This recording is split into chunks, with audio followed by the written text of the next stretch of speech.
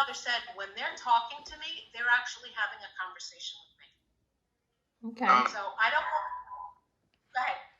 I was gonna say because sometimes I know, like, if something comes and you don't understand it, like when you was doing the reading a while ago, did at any point something come across like someone that drowned or someone? Yes.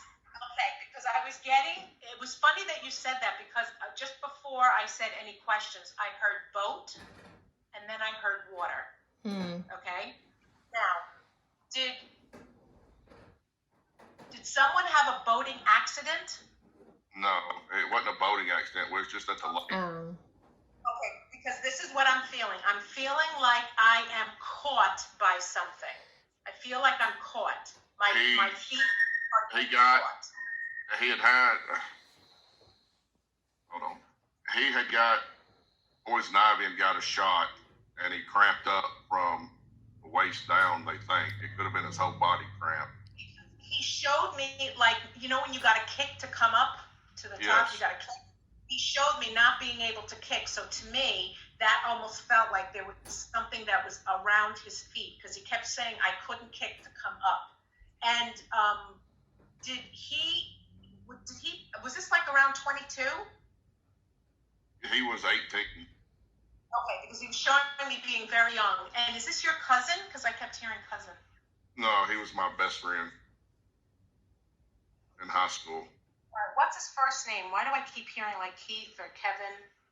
Well, his name was Warren, but we called him Snoopy. Okay, so he wants to step forward because he said that I'm going to tell you, this was absolutely something neurological, because he kept showing me can't kick my feet. But did you have a feeling that something was going to happen to him, Donnie? Because I keep getting that you knew something was wrong. Yeah, because he cramped up and he hollered, and I started going towards him, and his girlfriend had tried to help him, and I got to him to help him, and he slipped out of my hands, and then about that time I started going down, and somebody grabbed me and pulled me. He went down, and then they couldn't find him. Because he was literally showing me you feeling like something's wrong, I have to do something's wrong, and then he said he was so happy. He said that it was just him versus him and you, there's a chance that something could have happened to you in the water as well. And he said, thank God it was only me. And something about you never went down to the lake again, or you never went down to that section of the lake? No. Okay, so he wants you to know that he does not want you to feel guilty regarding his passing, but he also says, I know, he said that he refused to ever go down to that part of the lake again. Because you can remember that, even though it's been decades, you can remember that moment like it just happened 5 minutes ago. Yes. And I think about it all the time. I know, and he wants you to know, he says, and this is the thing, this is what Spirit always tells me. Instead of us remembering their whole life and the good times, we always remember those last few moments. We always go back to how the person suffered or how they passed. We forget to remember the rest of the life. So your dad and your cousin, your friend, your best friend, just said that you guys are focusing on the last few minutes of their lives. Stop focusing on that. Think of all the great times that you had together. And your best friend, Donnie, I just want you to know, is so proud of who you are as a father and a provider. And he also says something about everybody in town loves you. Everybody knows Don. I almost feel like everywhere you go, you're like, hey, yeah, hello to everyone. Because he says, my friend is like the mayor. He goes, Yeah. So he just wants you to know he's always right beside you. And is there a pickup truck that you still have to clean the back? Or you have to clean out the back? Yeah, my truck that I had at that time, because we'd haul horses and it'd grow grass back of it. Okay, and you still have that truck? No, it's gone. Okay, what's with cleaning the back of the truck? That's what he keeps bringing me to.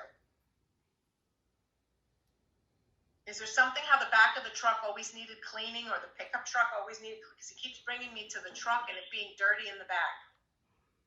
Yeah, no, we rode to the lake in that truck. And then, Okay, because he keeps saying how I mean, he's they riding. rode in the back of the truck. But, Okay, perfect, because he kept bringing me to the back of the truck. That's why I was like, there's something about the back of the truck. He wants you to know that he's in heaven on the other side, still riding in that truck, even though that truck is here and probably destroyed somewhere. He says he's still riding in that truck on the other side, in the back, just like he used to. He's very happy. And he also said that because that was his exit point, that God literally gave him almost like an anesthesia. He says that he didn't feel anything. Because in those moments when you're thinking about, my God, what was he thinking? I'm drowning. I can't breathe. Like that hysteria. He said, no. He goes, God knew that I was going to pass. He goes, so he gave me anesthesia like I didn't even feel it. He literally shows me, like just literally limp. And then he shows me opening his eyes and he's on the other side. So he doesn't want you to feel guilty about that.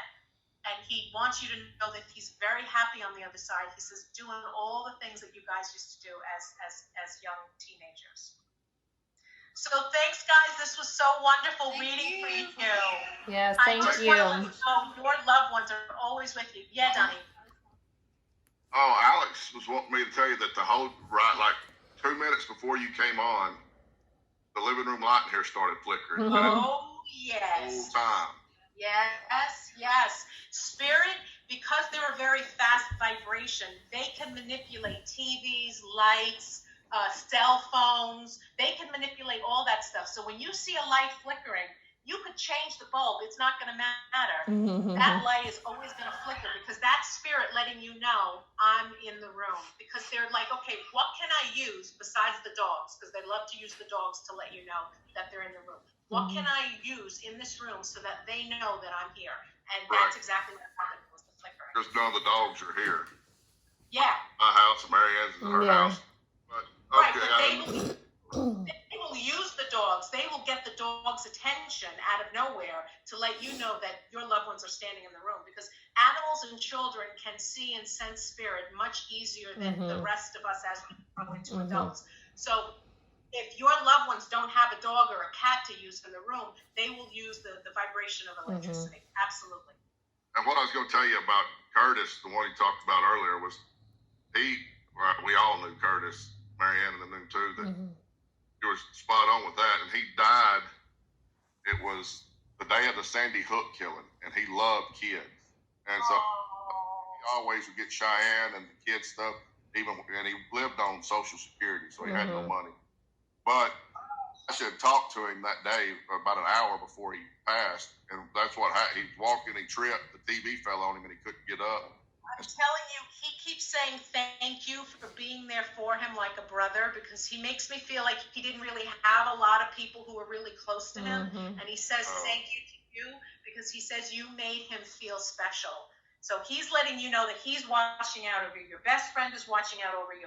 Your dad is there. Papa Pete is there. He's watching out over the kids. There's dogs there. There's like so many things happening that spirit is saying, even though I'm physically not here anymore, I'm still here in spirit. Because he said, your father just said, I didn't go anywhere. He goes, I walked back into the house with them. So don't worry about visiting his grave or anything like that, because he's always in the house with you guys. And that makes sense because he's got his urn with his ashes here in the house it's on the mantle of the TV. And that's what you do, is you say hello to him and just know that he's on the other side with his brothers and his friend, and he's having a great time. As a matter of fact, it's so funny, Mary Ann, because your mother just said, come on, it's time to eat. She's like, let's go.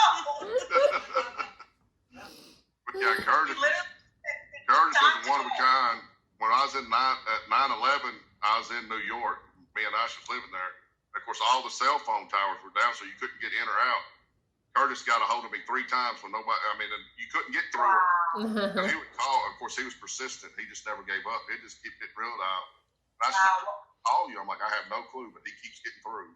Wow, well, I'm just going to tell you, he's a beautiful soul on the other side, and he's so happy.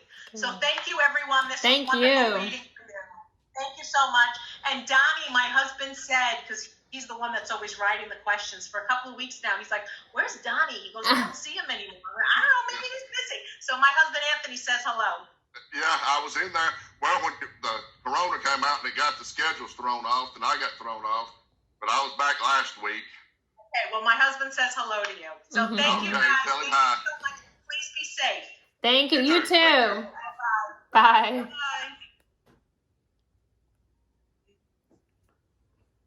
Wow, that was pretty good. Why didn't you feed the girls? Because now it's going to be too